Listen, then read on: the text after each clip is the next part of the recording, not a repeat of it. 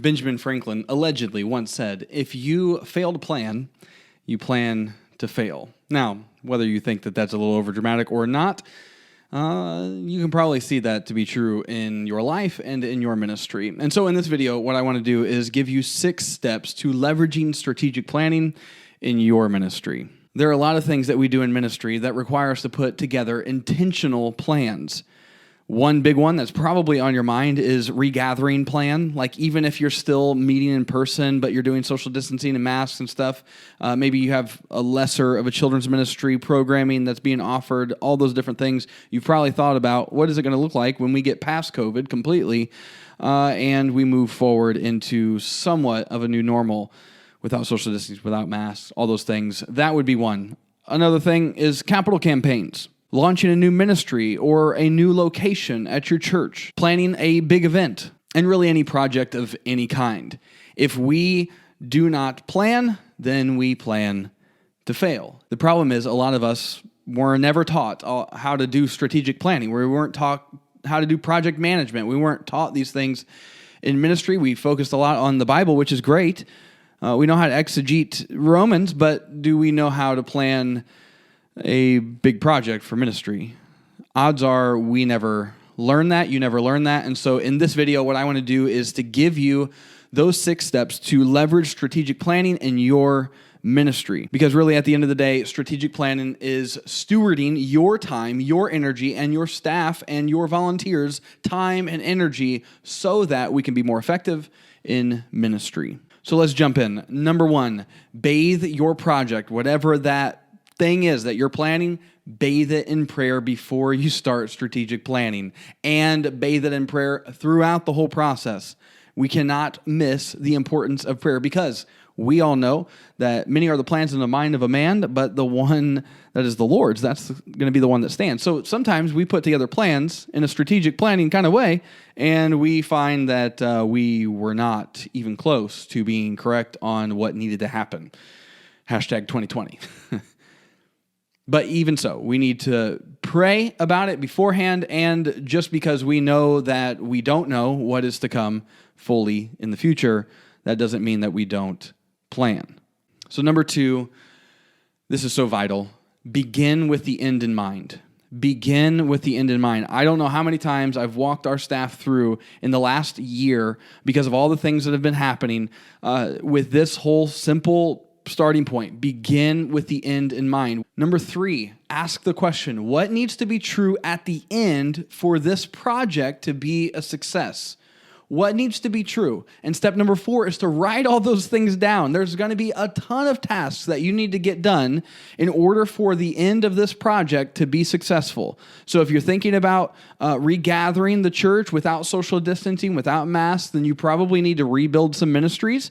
That means you need to talk to some people and recruit them and get them re-engaged with serving on a Sunday morning or whatever it is, whether you're launching a new ministry, recruiting people for a new location at your church, whatever it is, there are a ton of steps, ton of tasks that need to be done in order for it to be a success at the end. So by starting at the end, we're setting ourselves up for a picture of what needs to be true for this to be a success at the end.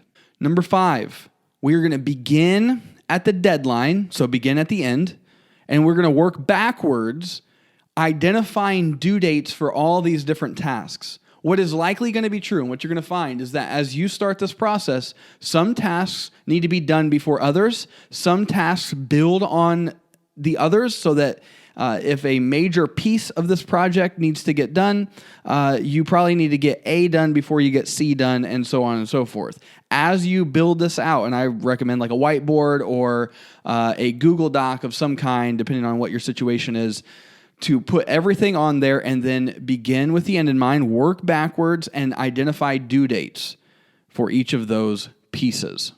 Number 6, once everything is written down, we need to step back and assess what we've put together. Assess the plan that we've put together. Because we're probably going to see some holes. We're probably going to see some things that don't line up. So here's a few things to consider when you are stepping back to assess the plan that you've put together. Number 1, workload. Is this doable in the time frame that you have done? You have to consider, okay, what is everyone's availability for this extra project? Who's going to be tasked with heading it up?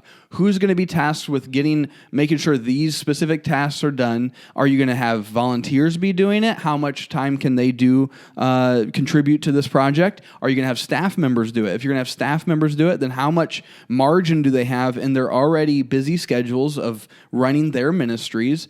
How much time do they have to be able to contribute to this? And do you set up the, expectations that, hey, this is going to be a busy season. This is going to be something where we're going to have to put in some extra time.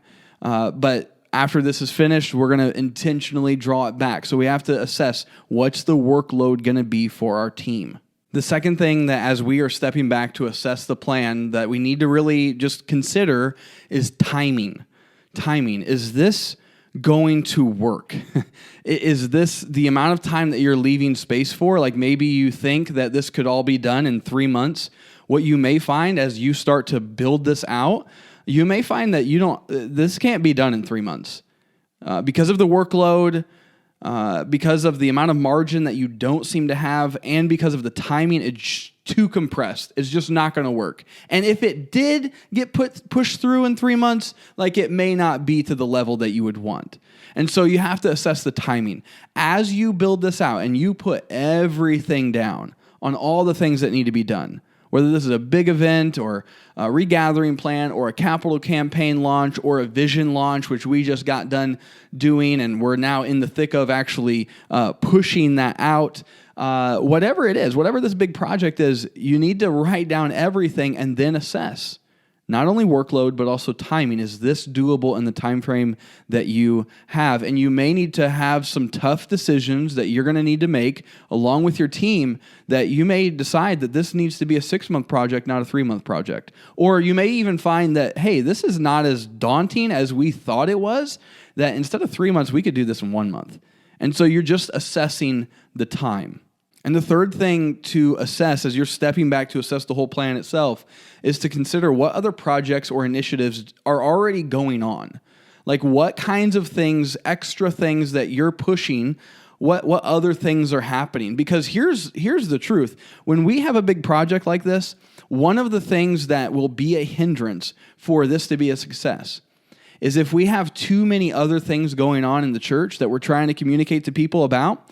If we have too many things going on, too much noise, it's going to drown out the importance of whatever this is. So if this is a huge thing, then you want to make sure that the other initiatives, other things that you're working on are kind of pushed to the side, especially when it comes time to communicate it. So you also need to consider that for your staff, for your volunteers, all that. What other things do they have going on, which this is really connected to workload, but it kind of frames it in a different kind of way. What other things are going on? And understand that to communicate more than like one or two things in ministry is difficult. Because church, unfortunately, is not always on people's radar. The things that are happening at the church is not always on people's radar. So you have to consider what other things are going on. So let's just review real quick those 6 steps. Number 1, bathe it in prayer before you start and throughout the process. Number 2, begin with the end in mind. Number 3, ask the question, what needs to be true at the end for this to be a success? Number 4, write it all down. Everything that needs to happen by the end, write it all down. The smallest things to the biggest things, write it all down. Break it down into steps. Number 5, beginning at the deadline, work backwards, identifying due dates for each of those pieces that you wrote down. And number 6, once everything's written down, once your plan is put together, step back and assess it, taking into account the workload, the timing, and the other initiatives that you have going on at your church. Friends, this is so vital because what we do is the most important work in the universe. Literally, you know that to be true. I know that to be true. But it's time that we treat our work that way. We need to utilize our time and our energy in the best possible way, and strategic planning will help us do that.